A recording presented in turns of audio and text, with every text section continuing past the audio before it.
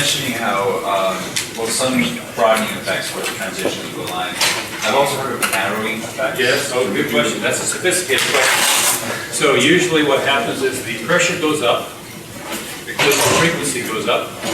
The lifetime of the molecule between collisions goes down, and therefore the insertion energy goes up. But this is kind of a static model, and in fact what happens is, imagine you're now there's a Maxwellian distribution of fast molecules. But there's a good probability then that you're going to have a collision which will make you go slower. And that can result in a certain pressure range, the spectrum actually becoming narrow. So it's usually limited to molecules of a certain structure, and it's usually kind of a low pressure phenomenon. If you're at an atmosphere and higher, you're not going to see collision narrow. So strictly speaking, we always use models. You know, a model is something that's useful. A model is not exact. But the simple model, well, some people will say we're only going to consider Doppler broadening. Some people say we're going to include pressure broadening, or consider pressure. And then we say, well, we really should consider them together, and that's called a collision profile, which we'll talk about later. But then when we look really closely in certain pressure ranges, we find that the spectrum doesn't follow that simple combination. We have to add a third term, which is collision narrowing. And even collision narrowing can be dealt with in certain ways. A recent student has done this with what's called a speed-dependent profile. So anyway, these profile models are models that incorporate each one and adds one more parameter. So that's a really good question, but it's kind of a limited question. We can see this in, we saw this in carbon monoxide. Small molecules can have this behavior, but it's usually a low pressure phenomenon. So when you first start bringing the pressure up, mostly Doppler broadening, you start bringing the pressure up, you can see the Doppler profile actually getting narrower, simply because you no longer have as many fast molecules. Fast molecules aren't there long enough to represent that part of the population. So if you imagine you're a fast one, you're going to have a collision before this wave of light passes over you. And so you can get this in this narrowing regime. Sometimes we model that with what's called a galactic profile. Good question. Any others? I know there's cases where when the temperature parameter in Maxwellian and the Boltzmann distribution is not the same. Can you say something about what rotation? So, you know, usually because we think about the translational motion separate from the internal energies. The translational motion also is quantized, but the structure is so fine that it's really like a continuous distribution. So the first thing you'd expect in a gas is that there is a well-defined kinetic temperature. It's called a kinetic temperature or translational temperature. So that if you could measure the velocity distribution function, you would find the good. Now you say, but I care about internal energies. And so equilibrium, all temperatures are the same. But you can contrive situations in which temperatures are not the same. If there is a well-defined translational temperature, but the populations in the vibration level doesn't follow Boltzmann. Or it follows Boltzmann with a different answer. Here's a good example. We have a shock wave in oxygen. The initial gas is room temperature. Shock wave is very thin, about 10 radian paths thick. Well, across that distance, the translational temperature goes to the new value. Let's say it's 1,000 degrees Kelvin. So over 10 radian paths, the translational temperature goes from room temperature to 1,000. On the vibrational population, it takes longer to adjust. And it evolves, and that's called the vibrational relaxation time. So you can find situations where there are different temperatures. Furthermore, you can find situations in which temperature is not defined. Why? Because it doesn't follow Boltzmann. A laser is, in fact, a good example. Because we have a population inversion, there's too many molecules up here. That actually corresponds to a negative temperature. So you can contrive situations in which temperature is not defined or that it's strange. But if you're at atmospheric pressure and higher, you know, for the most part, temperature is a pretty good quantity. But above all, the translational temperature is the easiest to define. The states are so closely packed. Then rotational temperature defines quickly. Vibrational, you have to be careful. Electronic is the one where you really can get into multiple temperatures. So we don't always have a single temperature. That's exactly correct. But most of the time in combustion, we do. Any other questions? Yes? So when there's a transition happening from the lower energy state to high energy state, they have an absorption spectrum, and that is linked to temperature and temperatures. So when there's a transition happening from higher to lower state, there is a visual spectrum, so is that still useful to get step forward? You could have gotten the, okay, we use the two-line method, that is the ratio of populations given temperature. So if we take the ratio of the absorption from two different lower levels, and we apply Boltzmann statistics and get temperature. You could also do that for emission. In fact, we do that in my lab class. They look at the emission pattern that I showed you, the ones with high temperature air, and they look at the relative heights of certain peaks, and that corresponds to different upper states. So then they're measuring the temperature that corresponds to those upper states. If we do absorption, we get the population in the lower states. So if there's one temperature, fine. But you can find situations, somebody asked me about chemiluminescence, you can find situations where the excited state temperature is different than the low state temperature. You can find this. And chemiluminescence is when you have chemical reactions, say in combustion, and the reactions proceed to put molecules in excited states at more than the amount they should have. So you can look in flames sometimes and see excited state temperatures which are anomalously high. Yeah, it's possible. Usually, if you do absorption, you're free of this problem because most of the molecules are at lower levels and they collide, and the temperatures tends to be well defined in absorption. You have to be more careful when you look at emission. Good questions. Okay, so we have to do some fundamentals. We have to talk about molecules now. What's the simplest molecule? Diatomic. Talk about diatomic molecule. It's the easiest entry. Always better to start simple and then progress up. So we do diatomic molecules. Now, we have to worry about the rotation and vibration. The simplest model for rotation is called the rigid rotor. We can go further and we can get to non-rigid rotation. The simplest model is rigid rotor. And then we have to talk about what happens when you have vibration, and vibration in combination with rotation. We'll also have an entry-level model, a harmonic oscillator rigid rotor model. So we always start with a simple model and then we add on to them as we go. So we imagine we're in the ground electronic state of our molecule. These are the vibrational levels here. And we'll find out that they're quantized and have more or less equal spacing. And so we're going to talk about these things. Let's see. I can't read this very well. Apologies. Okay, so if we think about how light can interact with the molecule, here's an H2O molecule, here's an HCl. So HCl is a diatomic.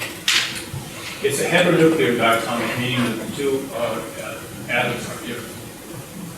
So if we have molecular nitrogen, the two atoms are the same. If we have HCl, the two atoms are different.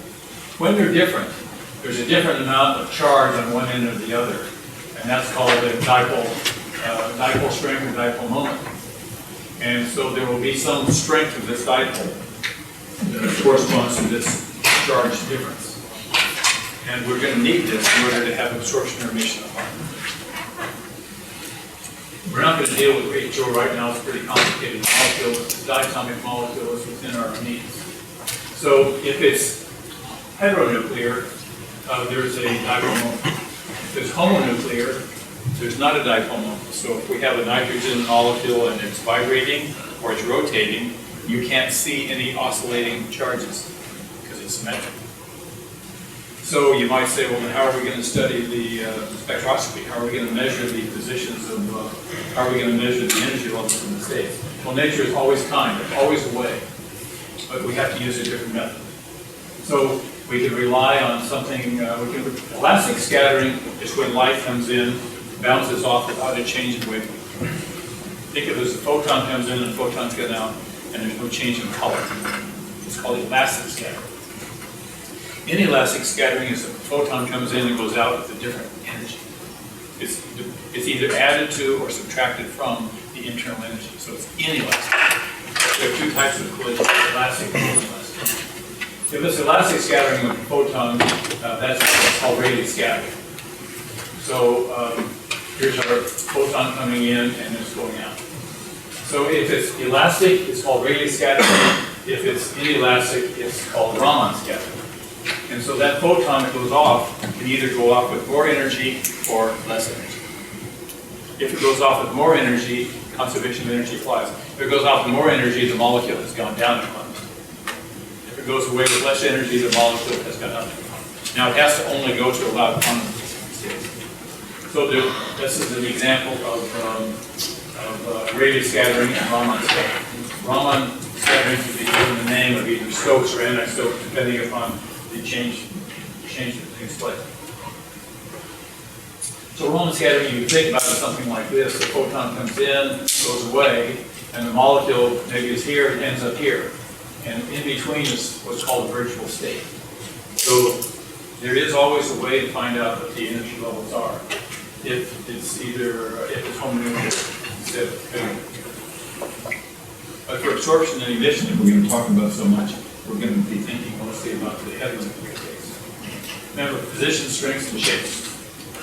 Position is determined by the differences between energy levels and what determines these energy levels. That's what we have to understand. How do we know what these energy levels are? Well, that's one.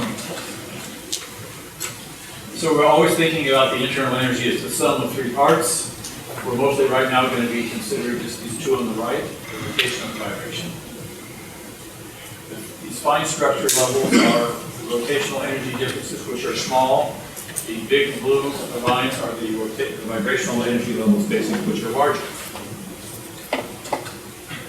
So here's a cartoon that kind of shows, imagine we have a heteronuclear molecule that's spinning about some axis, carbon monoxide, for example.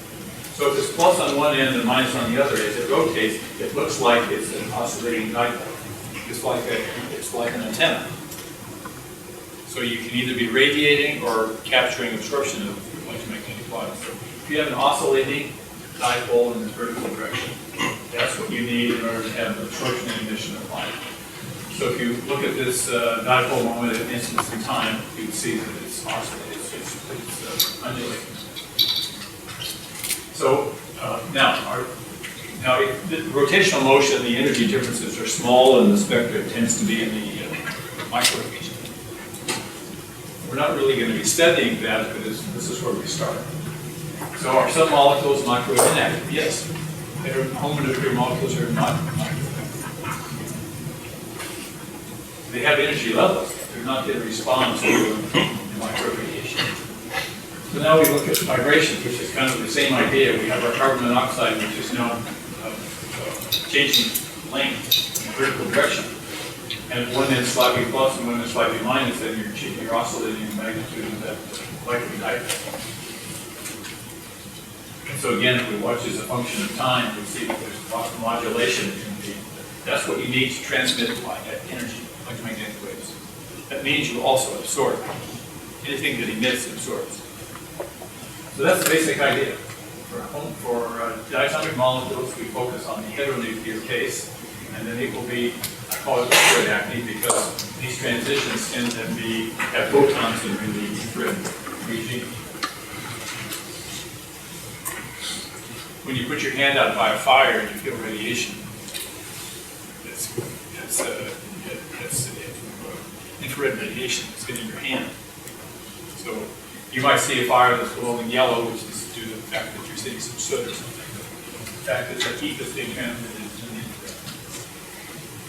infrared. Okay, so if we have, if the energy is sum of these three, then the change in energy must be the change in the individual components. But we learned that the rotational spacing is smaller than the vibrational spacing, which is smaller than the components. So these spectra are going to be nearly discrete with sobriety. Okay, we're going to look at rotation, and then we're going to look at vibration. And we're going to have progression of models. We'll talk about the rigid rotor, and then we'll say how does it get modified if it's not fluid. Talk about a harmonic oscillator, and then we'll say, well, what if it's slightly different? So we'll start with rotation. So we take the classical mechanical from the engineering point of view. If you have a course in structures, you've learned a little bit about this. So we imagine that we have these two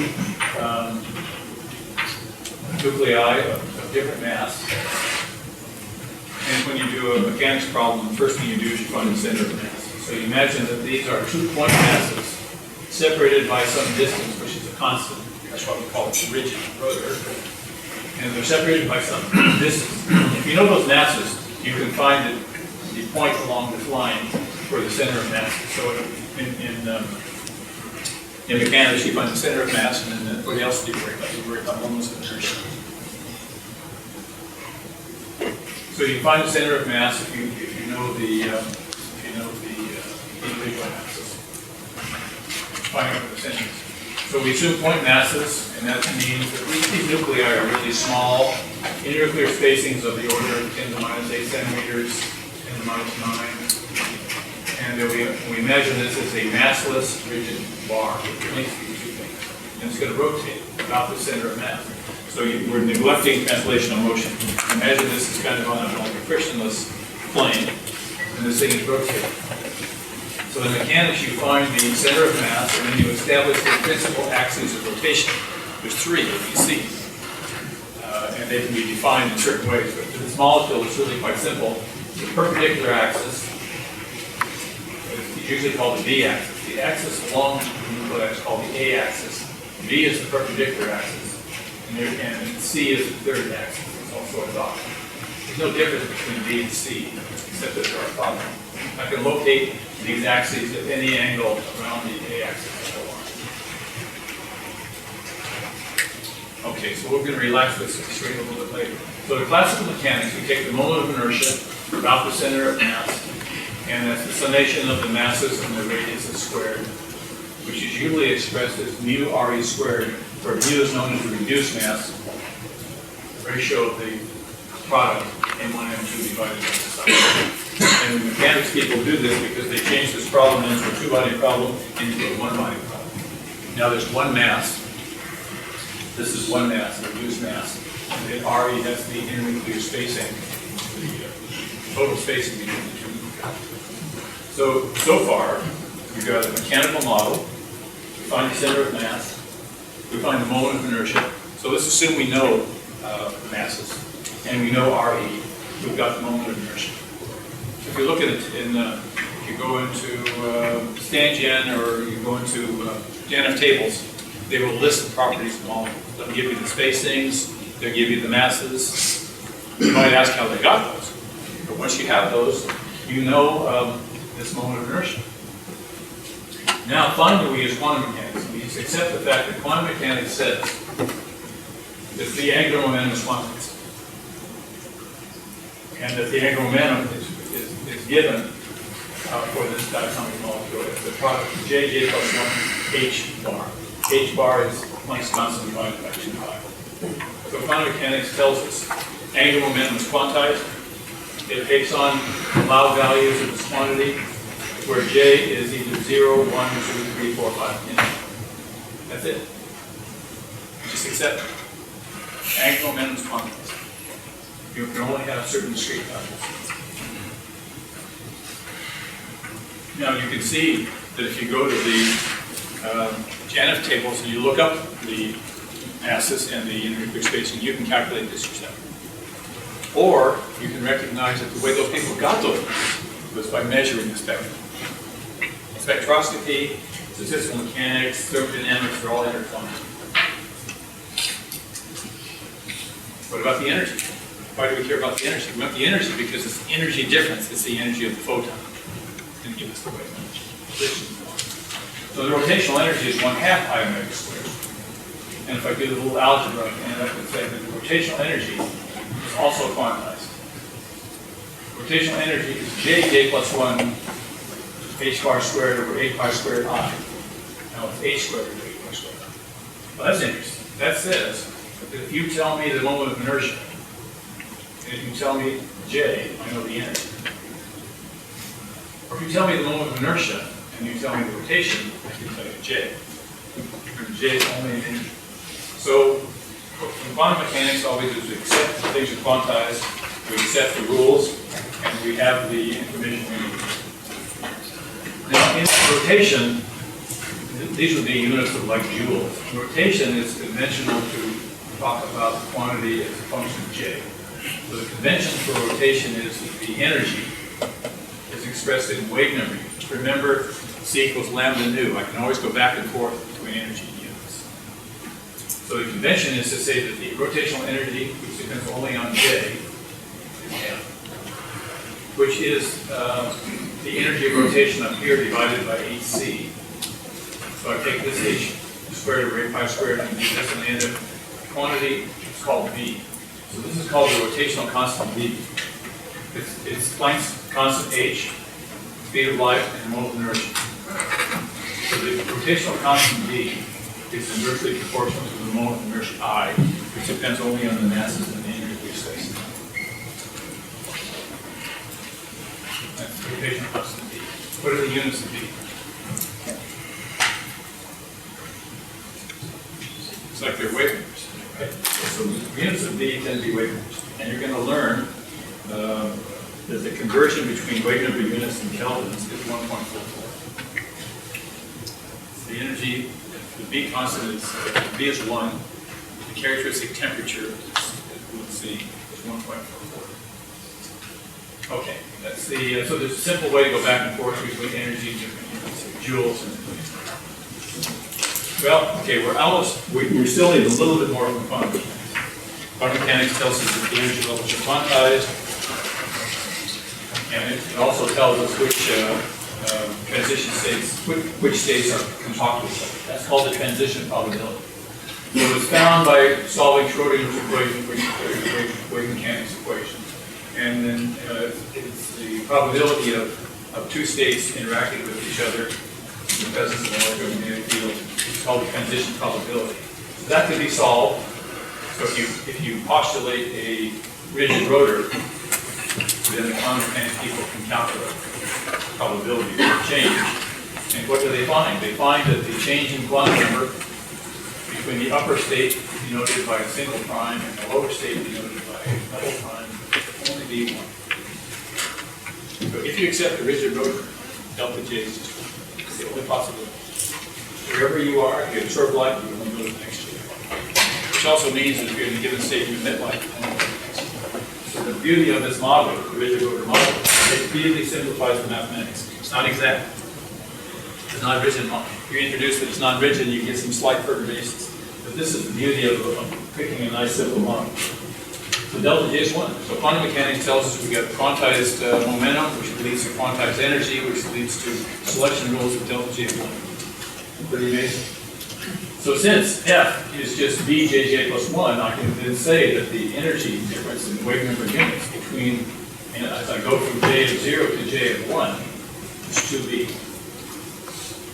So if you tell me the lower state J, and then I know the upper state J is just J of delta prime plus 1, and if I know B, I can calculate the spectrum. And that's what we do. So now imagine that you have allowed values of J, and the corresponding allowed values of F, which is the rotational energy. And you impose the fact that you can only go from 1 step to 1. So that means over here, if I'm in J of 0, I go to 1, that's energy of 2B. From 1 to 2 is the delta of 40, delta of 60. So that means these absorption lines occur at different places because they have different energies. That's called taking the first difference. Second difference is a constant. And so in fact, we look at the absorption spectrum, and if we see that the lines are perfectly uniform in their spacing, that means that the second difference spacing, let's say that right. The next difference would be 0, that is perfectly. So there's lines every 2B. But if you look at the spectrum and they're not exactly a 2B, that's how you measure the non-rigid property. And you can look and see it's important. Okay, so very simple rule. The frequency of the lines, wave number units, is nothing more than 2B times the lower state J. So the absorption spectrum would look something like this up here. They scan in frequency units. Wavelength means I go this way. Frequency means I go this way.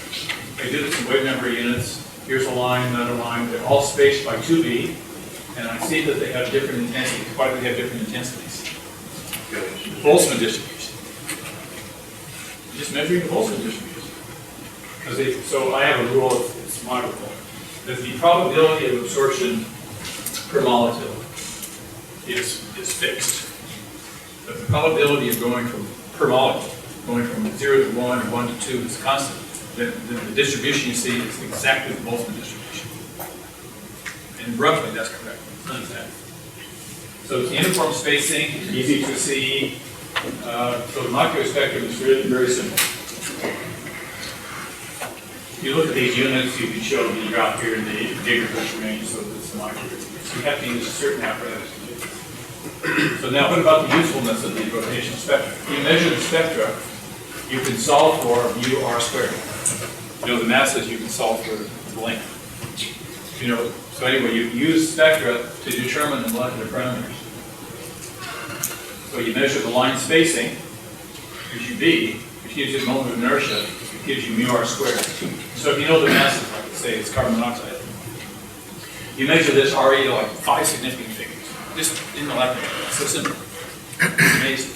So you're measuring distances which are really small, 10 to the minus 12 centimeters or something, just by looking at these frequencies. Very powerful. Here's my example. I could do it like that. Carbon monoxide, B turns out to be 1.92118. That infers the spacing of 1.128227 angstroms. Pretty amazing. So, what about the intensity? The rule that I was just articulating, equal probability is something I call it. It's crude, but it's useful. In that limit, probability per molecule is it's independent J. Then the absorption emission spectrum is nothing more than the Boltzmann. There we are. There's the Boltzmann distribution. Fractional population in J. That's the number in J divided by the total number. Is the degeneracy, which for rotation is 2J plus 1. E to the minus energy over KT divided by the partition function.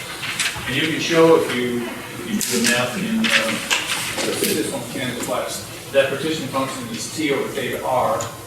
Theta R is my number, 1.44 times. But you can go from wave number units to characteristic temperature units with 1.44.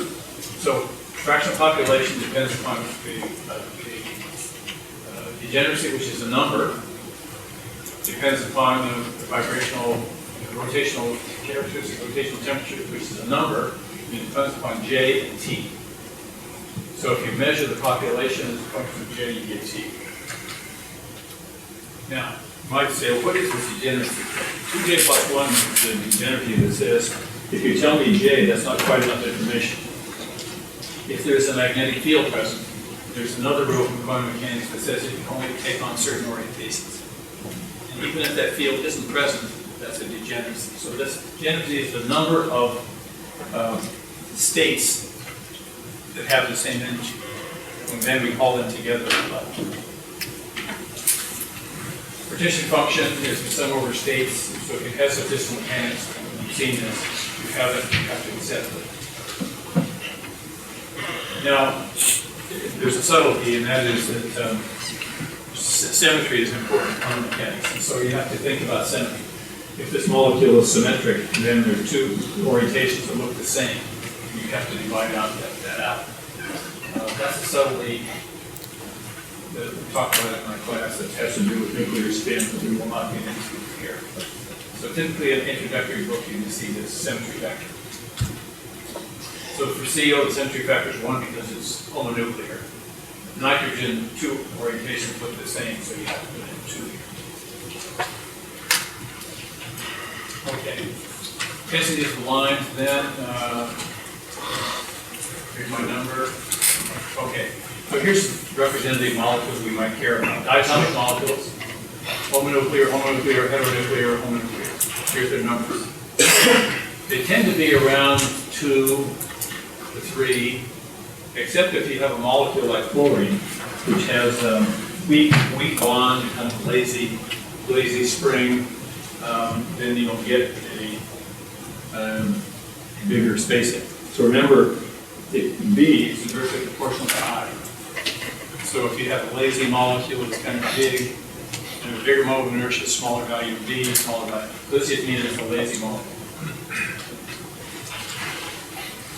Now, if you want to, crudely speaking, if you change temperature, you change the value of J where the maximum population resides. You can do this calculation and show that there's a simple relationship between where the peak J occurs in the temperature. If you increase the temperature, you increase the population in the higher states, and you shift the state with the highest population to the bigger value of J.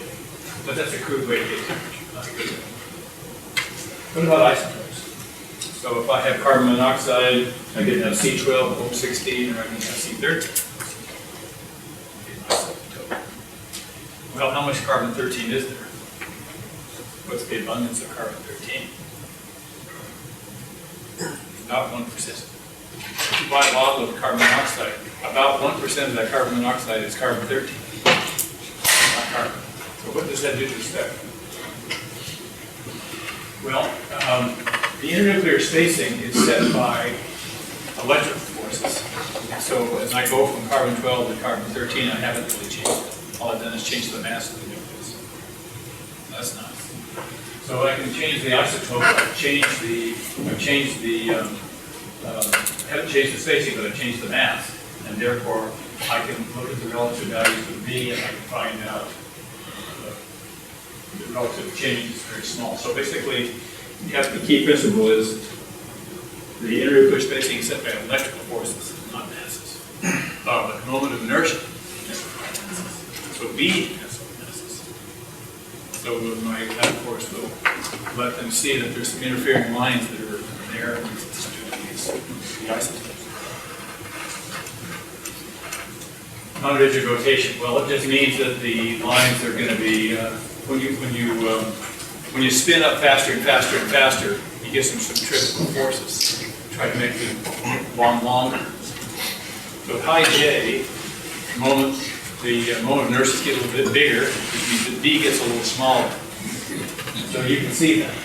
If you look at the spacing of the lines, if you go up in J, they'll start looking a little bit closer. See that? So you can actually measure this if you go to high enough temperatures.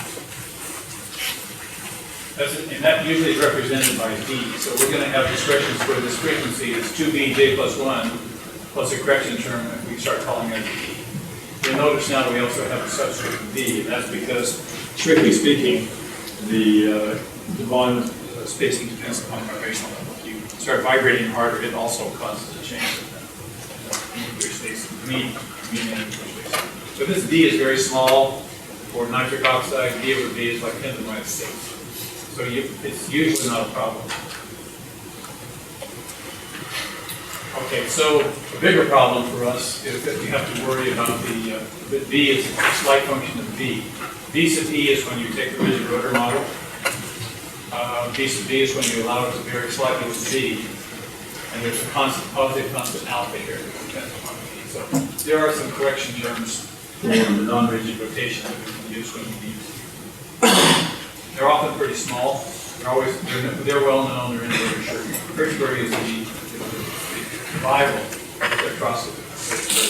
Nobel laureate, Canadian, who wrote several books on spectroscopy.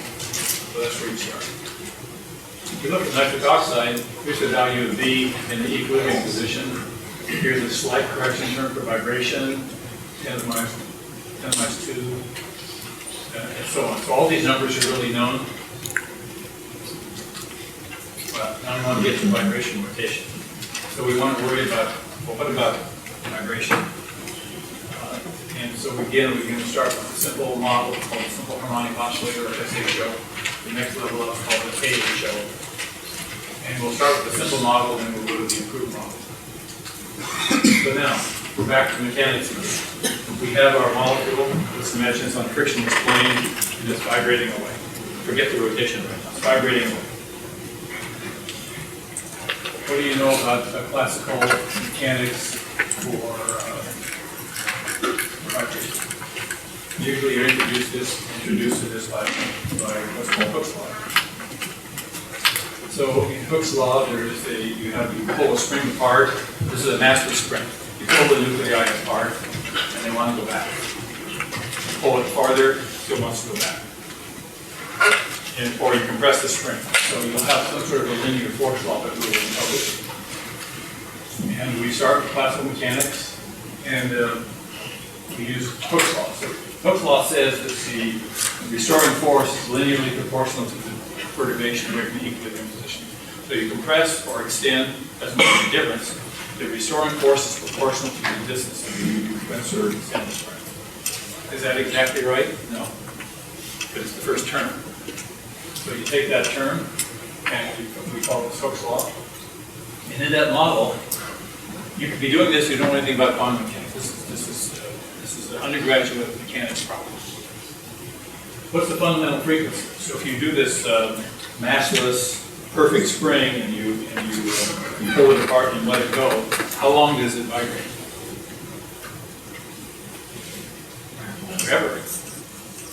Because it's frictionless. So we imagine frictionless, perfect system, linear forcing law, just vibrates forever. And it vibrates at a given frequency, independent of the extension. So there's a fundamental frequency nu, which is 1 over 2 pi times the square root of k over mu. Mu is a reduced mass. K is the forcing function. So if you have, if you know or you measure the forcing function, you can find the frequency. That says that for this model, it doesn't make any difference how far I pull a spring, it vibrates at one frequency, and it depends only on the spring constant. You also know from classical mechanics that the energy stored in potential energy is 1/2 k after the change in R. So if you pull it apart, it goes up as the square. It's a linear force and quadratic energy. F is kx. So that means that if you take the potential energy, then it's the energy stored in the spring, here's the internuclear spacing of equilibrium value. That if you pull it apart farther, it's going to go from, say, an endpoint here. So you pull it to here and let go, what happens?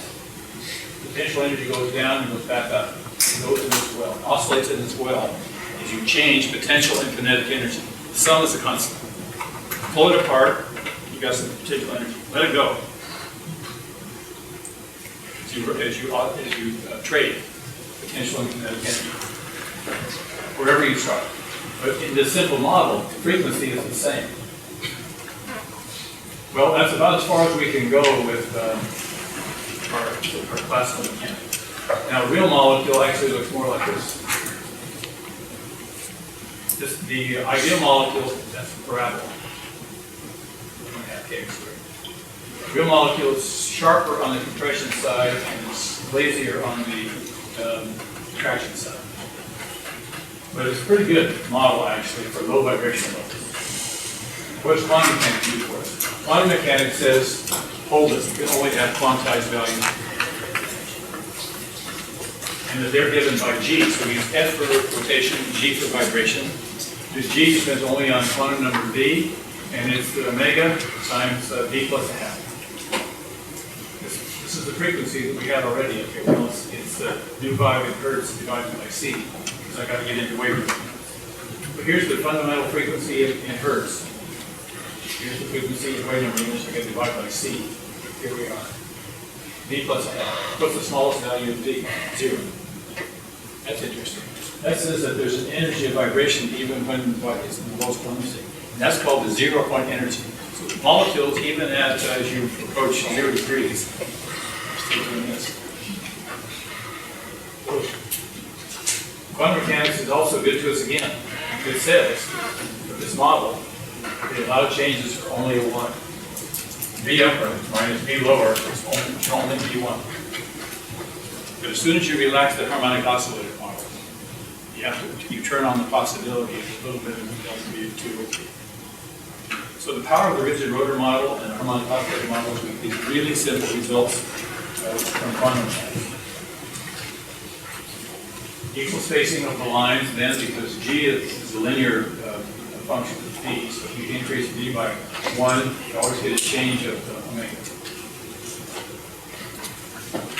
The anharmonic oscillator, we add a correction term. So if this is omega, this one's called omega x. Next one over here is actually omega y. We never really have to go past this term. What does that mean? That means that as you go up this vibrational ladder, it's called, the spacing gets smaller and smaller and smaller. Slowly, it's smaller and smaller. That's called the first anharmonic correction. Decreases the energy spacing, so the real molecule now is the solid lines compared to the lighter lines. So what does that mean? That means when you look at the spectrum, you go to transitions from higher and higher vibrational levels, spacing is going to be smaller, smaller energy. longer wavelength. They have names, spectroscopists like names. And so whenever delta V is 1, which is the only one that's allowed for harmonic oscillators, that energy difference is just the difference between G of 1 and G of 0. And that, for an anharmonic oscillator, is this omega 1 minus 2. If it's harmonic, X is 0.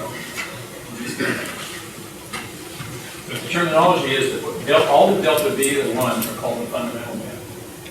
That could be 0 to 1, 0 to 1, or 1 to 2, or 2 to 3. All of the ones where delta V is 2 are called the first overtone, and all of those that are delta V is 3 are called the second overtone. So that's the terminology. Spectroscopists will say, I'm studying the fundamental band of CO. I'm studying the first overtone of CO. If you're studying the first overtone, they're looking at all of the lines that have a delta V of 2. 0 to 2, 1 to 3. So in the there's anharmonic correction, but there's also a breakdown of the transition. So as soon as you allow anharmonic, you have a little bit of this and a little bit of this. But for CO, this one is 100 times weaker than this one. So it's a pretty big drop off. Let's go back to the partition function for vibration. It's you can derive this with mechanics. Remember, the partition function is sum over states. So Boltzmann distribution is an I over n goes to degeneracy e to the minus negative kT divided by q. We have to keep track of q. It's a sum over states. So if the molecules can only reside in D equals 0 because it's cold, the sum's going to be 1. So it's kind of like how many ways can you arrange things for a given temperature. You have to be careful with here because you have to use the same energy 0 in evaluating the partition function that you do in the Boltzmann expression. So that's a pitfall sometimes. Okay, so we have a vibrational temperature as well as a rotational temperature. Vibrational temperature would be our magic number of 1.44 times omega. Omega is the wave number. So for oxygen, the characteristic vibrational temperature is 2270, 3400, so on.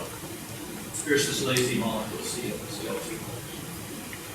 Low characteristic temperature because it's got this it's kind of long, lazy, slow-moving molecule. Stronger the bond, usually the higher the frequency.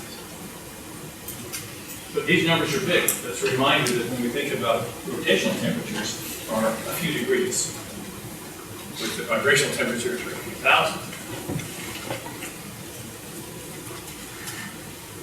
That means that when we take a transition from vibration, it's going to be much more energy, which means it's going to be higher wave numbers or shorter wave numbers. Okay, so there's some typical values from a book called Van Gogh. Usually the harmonicities, force constants, nuclear spacing, they're all about an angstrom. Here's your dissociation energy. I should have had chlorine here. The bromine is kind of the same. Notice that the dissociation energy is a small number for these molecules, like chlorine and bromine. Now, you might say, well, hold it, hydrogen and bromine are homonuclear. How can I study the infrared spectrum? Is there, in the limit that there are harmonic oscillators in the rigid rotor, is there an infrared absorption spectrum for hydrogen? No. The molecule exists in D equals 0, 1, 2, but it doesn't absorb or emit light because this homonuclear thing is oscillating with no dipole. Only in the limit that you allow it to be a little bit non-ideal for you getting emission absorption. But we can study it other ways. And this is where we would use Raman spectroscopy, where the selection rules allow you to have change for a homonuclear. There's always a way. Interesting to ask the question sometimes, well, how many harmonic oscillator levels are there in a molecule like CO? So we've got CO, are there 4 or 400? How many vibrational levels do you think we have? Association energy of CO is probably about 10 electron volts. Characteristic vibrational spacing is about 1/4 of an electron volt. So roughly, there's about 40 harmonic oscillator levels into dissociation of carbon ions. Of course, as you go up the vibrational ladder, the spacing gets smaller and smaller, so it ends up being more than 40. But where there'll be hundreds of rotational levels that come into play, there's not that many vibrational levels. And most of the time, the characteristic temperature for CO is about 3,000 Kelvin.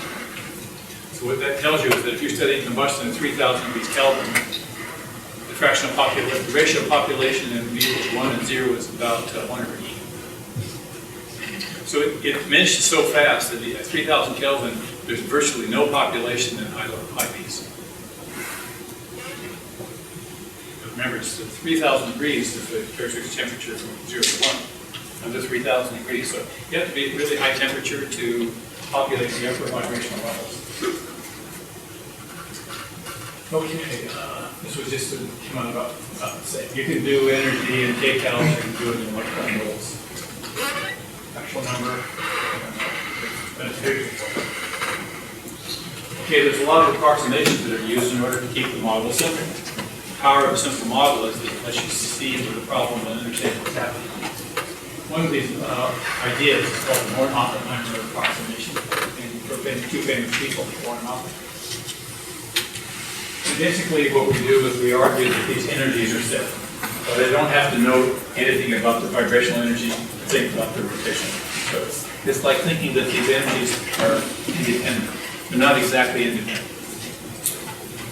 It's like saying that the distribution of rotation is the same for all levels. Turns out they're slightly coupled, but in the limit that we neglect this coupling, so that we can just use that the energy, T is usually reserved for the total energy, or so-called term energy. F for rotation, G for vibration, T for total. So that means that the total is the sum of the rigid rotor and the oscillator as that question. So now that's the energy of my rotating, oscillating molecule. It's limited rigid rotor harmonic oscillator. You have to tell me two quantum numbers, B and J. And I can use these selection rules of delta G is +1 and delta J. Okay. Now, I've defined these deltas to be upper minus lower. That way you don't have to get confused by whether this is emission or absorption. Not everybody does this. V upper minus V lower is 1. J upper minus J lower would be 1 if it's rotation only, but when you're undergoing a combined vibration and rotation, it actually can go to delta J minus 1. The lower energy state is still much lower energy. So that is what leads to two branches. So now we have two lines. We can have, you have to take the difference, but we have two values that we can have. We can have delta J can be either, which is always upper minus lower, it can be either plus or minus 1. Now we introduce what I call alphabet soup. We're going to call this one the T branch, and we'll call this the R branch. Where did we get this? Somebody decided that we're going to have a system where we're going to say, the alphabet basically. M, N, O, P, Q, R. And you're going to start it, and you're going to reference this thing at the alphabet in the middle. So if we have, so we have P, Q, and R. Q is a delta of 0. And R is +1, and P is minus 1. So the alphabet. So the R branch are those which have a delta J of +1, meaning the lower J is suppressed one. That means that it's going to be bigger energy. So the one thing to keep in mind is that the R branch, which is delta J +1, always has more energy. So if you're thinking about spectra and you think about frequency as energy, the R branch is always the high energy side. So here we are. We're creating specific V and J. I can go here, or I can go here. The R arrow is longer. If I went from here to here, that would be a Q branch transition, which I'm not showing. Well, it turns out that there are cases where you can have it. But when Q is not allowed, then you have the P and the R, and the lines will take this pattern, corresponding to different lower states J. So all these lines are going from 0 to 1. Therefore, this so-called null gap what would be the frequency there? The no gap frequency for a harmonic oscillator would be so these are just incrementing up because of the rotation of these are going down. So that's why we have so-called two branches. Here's this alphabet soup. O, P, Q, R, S. You actually can go, so S would be delta J plus 2.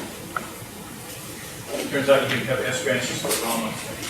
Mostly we only see P and R.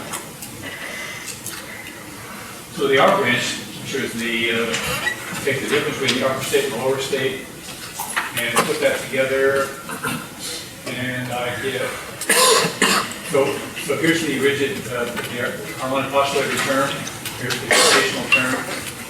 If I do that for the rigid rotor, it's a constant plus 2bj. So what we find, the spacing of the lines and the low vibrational spectrum is also 2b. Just like the westward pure rotation. Do the P branch and get the same thing. It's going to be just a constant minus 2b. So basically, omega 0 is the band center, sometimes called the null gap, and then the line spread out. Those are the branches. So the branches are a compilation of lines, and the K and the R branches comprise the band. So this is a short perspective. And now I go back to my idea of the constant probability and say that the height of these lines is really just a Boltzmann distribution. That's an approximation. On equal probability approximation, if you say this independent J is nothing more than a mirror. Now, what does the 0 mean? R0 means that you're starting from V double prime of 0 and going to 1. P1 says that you're starting from J double prime of 1 and going to J prime of 0. There's no P of 0 because you can't have a negative value of J. So that's called the null gap. These lines are spaced by 2b, but this right here is 4b. Now, if you get rid of the rigid rotor, you get a little bit of, you get some correction terms. They're not really that big, not that important, but the math is there. Now, this correction term is pretty small for low vibrational spectrum. It's big enough that we can see. I'll show you. So if we take the R branch and we put in the correction terms, what we do is we have to recognize that V is now slightly dependent upon V. And so we have to carry along different values of V in the upper state and in the lower state. So in the limit that these V's differ, I pick up a J squared term. If the V's were equal, this would go away, and I end up with the expression I had before. They're not exactly equal. And so in fact, we can find these terms when we look at the absorption spectrum. Just to remind you, V is a constant, plus the correction terms, positive number alpha. All this depends upon how big alpha is. This means as you go up in V gets smaller. So what happens is solid lines are the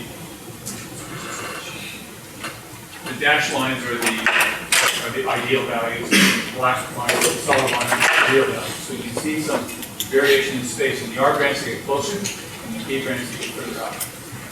So in my lab class I have them do an absorption spectrum of carbon monoxide room temperature, and they plot this all out, and they find from this variation in spacing, they solve for alpha as well as V.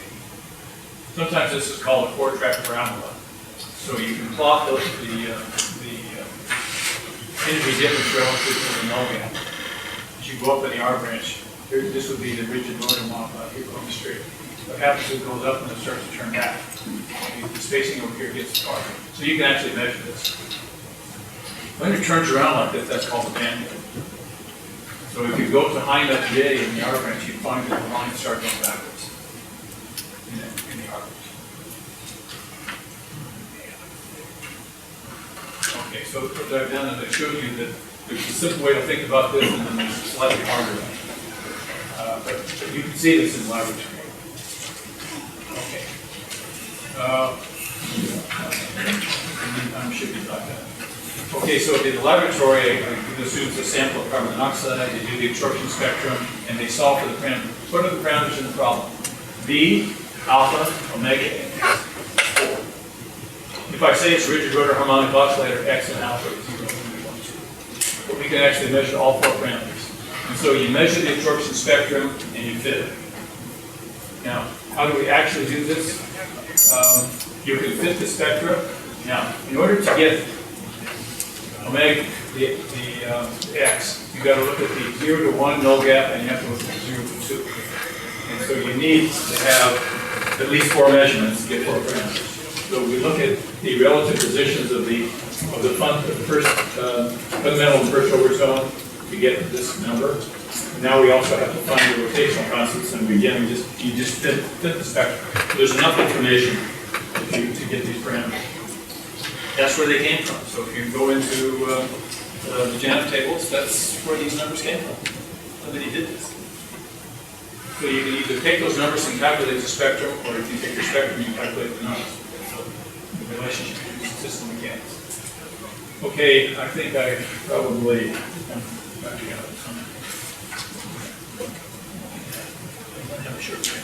I only have a few more, I guess.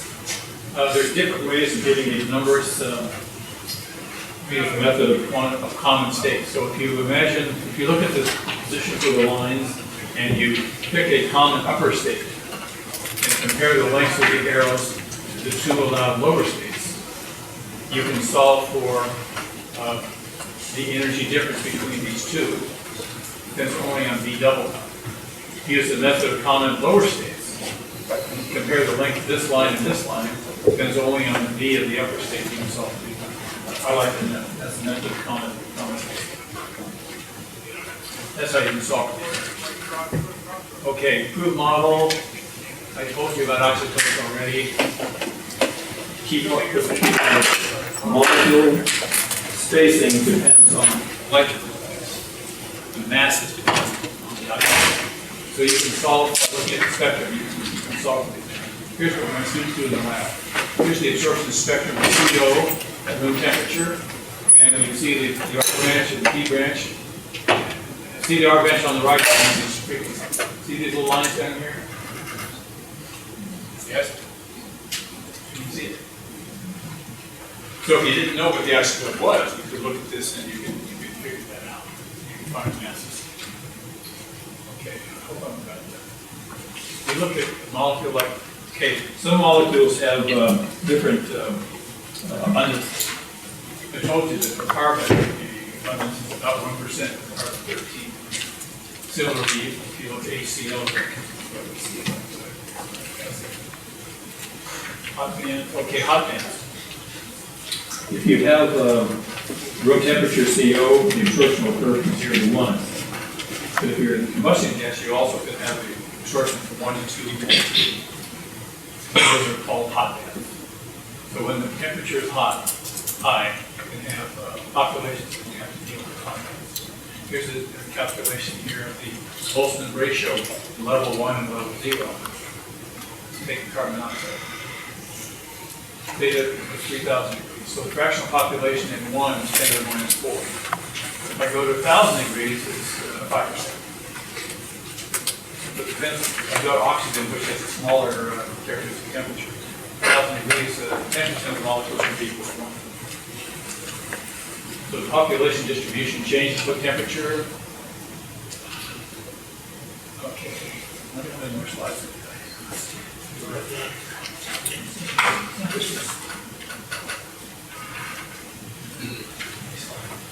This is to tell you that if you care about combustion gases, all of these species have infrared spectra in the infrared. What would that be called? That would be the fundamental, first overtone, second overtone. So look how much stronger, it's 100 times stronger than this one. So you want to measure C over here, not over here. And so gradually with our lasers, we're able to work longer and longer wavelengths. Okay, and at the end. Okay, any questions before I let you go? You got going a little faster at the end, but I think you have access to that. What are the key principles? We have simple models, mechanical models. Put in a few rules from quantum mechanics, you got it. Yes? How What are the simple models for very big molecules? Like Okay, so you say mercury? Yeah. Well, mercury's I'm going to show you a little bit about polyatomic molecules. That's tomorrow morning. Everything starts in diatom. The Professor Sherlock, who's a Nobel laureate, always said he hated molecules. You might know. Anyway, homonuclear molecule is the very simplest molecule you can have, and so we can handle it. As soon as you go to the polyatomic, you'll see tomorrow morning, it goes downhill fast. And then it depends on whether it's linear or nonlinear. So if you pick something like CO2 that's linear, not that bad. HCN. Water, that's a nasty molecule. But it's just accounting. It just means that all of a sudden now I get lots of terms to carry around. Lots of different allowed transitions. The spectrum is pretty common. So usually when you go to there, we resort to an atlas of lines, or something called high trend. You can go to high trend and all the molecules that are absorbed in the atmosphere are in this, and they'll list all the lines. And there's tens of thousands of water ones. So rather than calculate them ourselves, we go to the atlas. So a lot of times we use the existing knowledge to go for specific transitions, rather than calculating ourselves. Yeah. Will you be covering your statistics? I don't think it's in these notes. It's in my course reader. It's if the molecule is asymmetric, like heteronuclear, you never have to think. You don't have to know about it. It's only when the molecules are symmetric. And it has to do with the power of symmetry in quantum mechanics. So if you take molecular oxygen, it's a symmetric molecule. Molecular nitrogen. You've heard about ortho and para. That's it. It's nuclear spin. So it just has to do with the fact you have to keep track of the symmetry term that goes into quantum mechanics. And so if you ask, you have to think about nuclear spin, not if it's heteronuclear. Not if it's asymmetric. If it's symmetric, you got to think about nuclear spin. And it's kind of a whole, you can spend 4 lectures on that subject alone. I give you some references, but for the most part, you're going to avoid that. There's different levels of how deep you want to dive. So we're skipping quantum mechanics. We take like 3 rules. You can skip one. Nuclear spin is another level. It basically explains to the fact that you see alternating line structures. So hydrogen, or say, let's just say, I might have an example.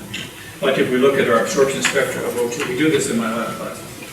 We do the absorption spectrum of O2 in electronic transition. You see the strengths of the lines alternate.